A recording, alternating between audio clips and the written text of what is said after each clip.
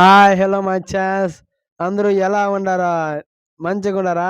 నేను గూడా శానా బాగుంటాను గానీ, ఒక మంచి వీడియోతో మీ ముందుకొచ్చాను. ఇదే ఆడిషన్ అప్లికేషను. ఫిల్ చేశాను. ఆడిషన్‌కెళ్ళాను. నా జీవితంలో ఇదే మొదటి తూరే. అయితే అక్కడికి 100 మంది పైగా వచ్చిండారు. అందరూ రకరకాలుగా చేసిండారవయ్య యాక్టింగు. నేను గూడా నాకొచ్చిందేదో చేశానులే గానీ, అయితే మన అనంతపురంలో టవర్ క్లాక్ పక్కన ఎస్ఎస్ ప్యాలెస్ దగ్గర గౌతమ్ రాజు గారు సుమారుగా 400 చిత్రాలకు పైగా నటించారు. ఆయన వచ్చి ఆడిషన్ చేశారు మచ్చాస్. చాలా బాగా చేశారు. 100 మందికి పైగా చేశారు. నేను గూడా ఏదో నాకొచ్చింది చేసేది మచ్చాస్. మొదటిసారి ఆడిషన్ ఇచ్చాను. నాకు చాలా బాగున్నది మచ్చాస్ ఈ ఎక్స్‌పీరియన్స్ ఏదో. సెలెక్ట్ అయినానో లేదో మీకు చెప్పాలి గదా! నాకు గూడా తెలీదు మచ్చాస్.